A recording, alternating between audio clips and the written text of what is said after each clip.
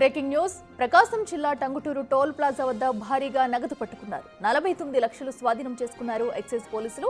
విజయవాడ నుంచి నెల్లూరు వైపు వెళ్తున్న ఆర్టీసీ బస్సులో డబ్బు తరలిస్తున్న వ్యక్తిని అదుపులోకి తీసుకున్నారు. నగదును పోలీసులకు అప్పగించారు ఎక్సైజ్ అధికారులు.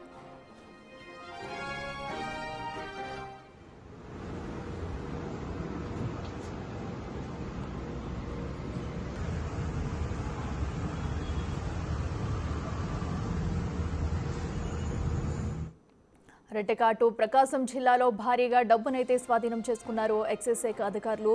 సుమారుగా 49 లక్షల డబ్బును అటు ఆర్టీసీ బస్సులో తరలిస్తున్నట్టు గుర్తించారు. సో ఈ డబ్బునంతా కూడా అటు పోలీసులకైతే అప్పచెప్పారు. సో అయితే ఈ డబ్బు ఎవరు తరలిస్తున్నారు, ఎక్కడి నుంచి ఎక్కడికి తీసుకెళ్తున్నారు, దీనికి సంబంధించి డాక్యుమెంట్స్ ఏమైనా ఉన్నాయా లేదా అనే కోణంలో కూడా ప్రస్తుతం అయితే ఆరా తీస్తున్నారు. ఇదే అంశానికి సంబంధించి మరింత సమాచారం మా ప్రతినిధి శ్రీనివాస్ అందిస్తారు. శ్రీనివాస్ చెప్పండి. సో మనం చూస్తున్నాం ఈ డబ్బంతా కూడా ఎవరు డబ్బు అయి ఉండొచ్చు, దీనికి సంబంధించి డాక్యుమెంట్స్ ఏమైనా దొరికాయా, పోలీసులు ఏం చెప్తున్నారు?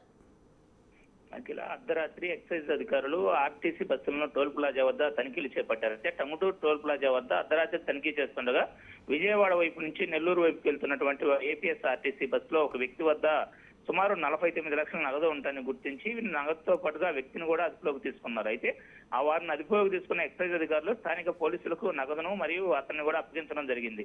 అయితే దీనిపైన విచారణ చేపట్టినటువంటి పోలీసులు ఆ నగదు ఎక్కడి నుంచి ఎక్కడికి వెళ్తుంది అనేటువంటి ఆరాలను కూడా తీశారు.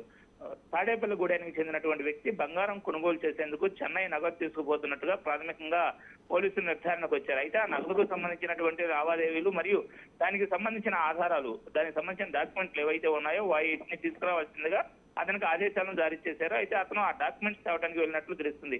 అదే క్రమంలో ఈ నగదును కూడా ఇన్కమ్ ట్యాక్స్ వారికి కూడా అప్పగించి దానిపైన కూడా ఎంక్వైరీ చేసేటువంటి అవకాశం ఉంది. అయితే టంగుటూరు పోలీసులు నగదుకు సంబంధించినటువంటి ఆ రసీదుల కోసం అయితే ఎదురు చూస్తూ ఉన్నారు. అతను ఒక బంగారపు వ్యాపారిగా తెలుస్తుంది. బంగారం కొనుగోలు కోసమే నగదు తీసుకుపోతున్నట్లుగా కూడా ప్రాథమిక అంచనాకు వచ్చినట్లు తెలుస్తుంది. అట్లా అయితే శ్రీనివాస్, ఇప్పటి వరకు ఆ వ్యక్తి అయితే ఆ డీటెయిల్స్ తీసుకుని వచ్చారా, డబ్బుకి సంబంధించి రసీదులు కానీ? ప్రస్తుతానికి అయితే తీసుకువస్తానని వెళ్ళినట్లు తెలుస్తుంది. వాటికి సంబంధించిన రసీదులు రాగానే వాటిని పరిశీలించి తర్వాత ఇన్కమ్ ట్యాక్స్ అధికారులు కూడా పోలీసులు అప్పగిస్తా ఉన్నారు. ఇప్పటికైతే ఇంకా రసీదులు తీసుకురానట్లుగా తెలుస్తుంది. Akhila. Right Srinivas, thank you.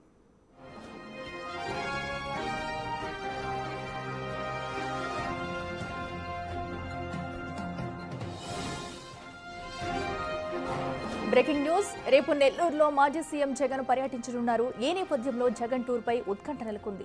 ఉదయం సెంట్రల్ జైల్ సమీపంలోని హెలీప్యాడ్ కు చేరుకోనున్నారు జగన్. అక్కడి నుంచి సెంట్రల్ జైలుకు చేరుకుని మాజీ మంత్రి కాకానీని పరామర్శించనున్నారు. అనంతరం కొండాయిపాలెం గేట్ వద్ద మాజీ మంత్రి ప్రసన్న కుమార్ రెడ్డి నివాసానికి వెళ్లనున్నారు.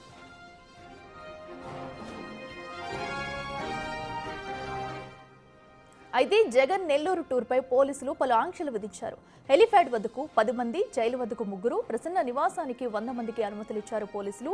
బైక్ ర్యాలీలు, ప్లకార్డ్స్, బ్యానర్లు ప్రదర్శిస్తే కేసులు నమోదు చేస్తామని హెచ్చరికలు జారీ చేశారు. నెల్లూరులో 30 యాక్ట్ అమలులో ఉందని తెలుపుతున్నారు పోలీసులు.